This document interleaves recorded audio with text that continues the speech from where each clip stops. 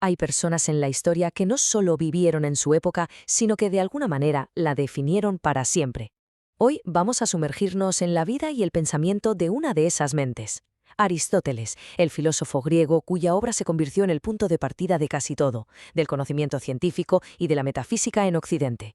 Y qué mejor manera de empezar que con sus propias palabras, ¿verdad? Porque esta frase que parece tan sencilla es en realidad la clave de todo su sistema. Para Aristóteles, la curiosidad no es un simple pasatiempo, no. Es la esencia misma de lo que somos. Es el motor que le impulsó a investigar todo lo que le rodeaba, desde la biología hasta la política, y lo que al final define todo su legado. ¿Y por qué le llamamos el arquitecto? Pues muy sencillo, porque es como si hubiera construido los cimientos sobre los que se apoya todo nuestro pensamiento. Hay conceptos que hoy damos por sentados, como la lógica o la idea de causa y efecto, y son tan aristotélicos que a menudo ni nos damos cuenta.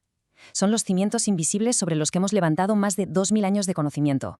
Pensemos, por ejemplo, en palabras como categoría, sustancia, acto, potencia. Son palabras que hoy nos parecen de lo más normal, parte de nuestro día a día, ¿no? Pues fue Aristóteles quien las definió por primera vez de una forma sistemática. Nos dio, literalmente, el vocabulario para poder analizar la realidad. Vale, pero ¿quién era el hombre detrás de todas estas ideas revolucionarias? Para entender a Aristóteles de verdad tenemos que entender la relación que tuvo con su maestro, Platón.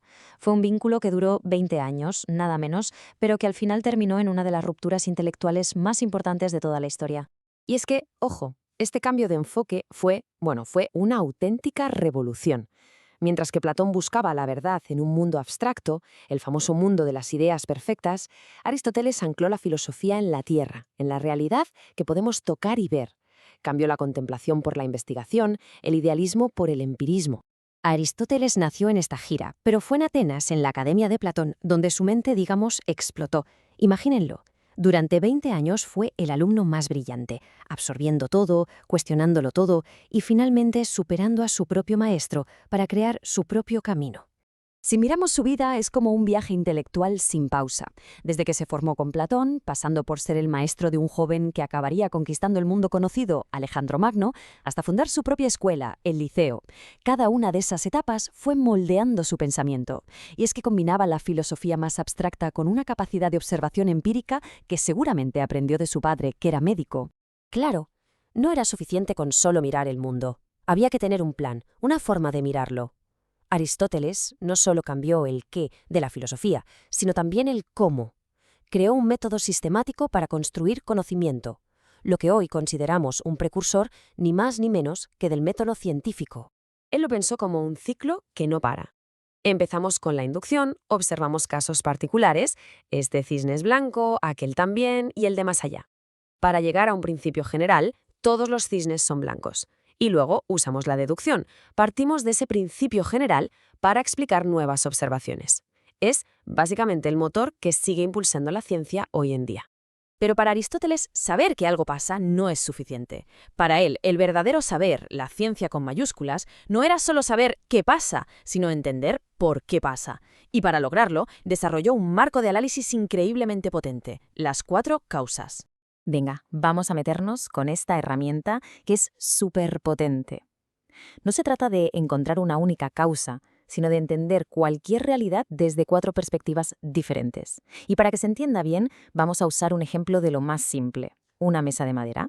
La primera, la más obvia, la causa material. Es la materia de la que algo está hecho, su base física. En nuestro ejemplo de la mesa es muy fácil, la madera. Sin madera, simplemente no hay mesa. Luego tenemos la causa formal. Y esto es clave. Es lo que define a la cosa, su esencia, el plano o la idea que le da forma. No es solo un montón de madera, es madera que ha sido organizada según la idea de ser una mesa. La tercera es la causa eficiente. O sea, ¿quién le da el empujón a todo esto? Es el agente que pone en marcha el cambio, el motor que transforma la materia según la forma. En este caso, pues, el carpintero, que con sus herramientas y su trabajo une la madera y la idea. Y llegamos a la cuarta, que para Aristóteles era sin duda la más importante de todas, la causa final. Es el propósito, el fin, el telos, que es la palabra griega para fin, para el que algo existe. La mesa no existe por casualidad, existe para algo, para comer, para escribir, para apoyarse. Este propósito es lo que le da su sentido final y lo que define su existencia. Vale, ya tenemos un método para entender el mundo. Así que el siguiente paso era lógico, aplicar ese mismo rigor a la pregunta del millón, ¿no? Si todo en la naturaleza tiene un fin, ¿cuál es el fin de la vida humana? La respuesta de Aristóteles es la eudaimonía, y aunque siempre la traducimos por felicidad, se queda corta, muy corta. Es mucho más que eso. Es un estado de plenitud, de florecimiento como ser humano, de vivir y actuar de la mejor manera posible. Ese es el objetivo final al que, según él, todos aspiramos. Vale, ¿y cómo llegamos a esa plenitud, a esa eudaimonía? Pues la respuesta de Aristóteles es clara, a través de la virtud, de la arete. La virtud para él no es otra cosa que la excelencia. Ser virtuoso es usar nuestra capacidad de razonar, que es lo que nos hace humanos, de la mejor forma posible. En resumen, vivir bien es vivir de acuerdo a la razón. Pero ojo que Aristóteles no se queda ahí, da un paso más allá que es fundamental. Esta vida virtuosa no se puede alcanzar en soledad. Somos, por naturaleza, seres sociales, animales políticos, decía él. La felicidad de una persona es inseparable de la vida en comunidad, en la polis. Solo dentro de una sociedad bien ordenada podemos desarrollar todo nuestro potencial y alcanzar esa vida buena. Llegados a este punto, creo que queda claro que el impacto de Aristóteles es sencillamente brutal. Es casi imposible de exagerar. Su pensamiento no se quedó en la antigua Grecia, que cruzó siglos, culturas, religiones y sentó las bases de casi toda la historia intelectual de Occidente. Es que la lista de campos que fundó o en los que puso orden es de locos. Fue el primero que sistematizó la lógica. Clasificó más de 500 especies, poniendo los cimientos de la biología. Fundó la filosofía de la ciencia, dio forma a la ética y a la política occidentales, un polímata en toda regla, cuyo legado abarca casi todas las áreas del conocimiento humano.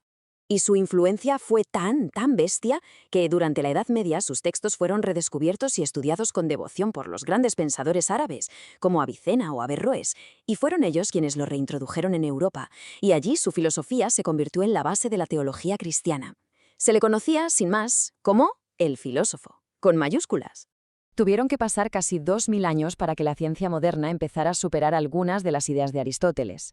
Y todo esto al final nos deja con una pregunta que el propio Aristóteles se habría hecho seguro. Si nuestro conocimiento avanza cada vez que observamos la realidad con más detalle, ¿cuáles de las verdades que damos por sentadas hoy se verán en el futuro como simples limitaciones de nuestra época?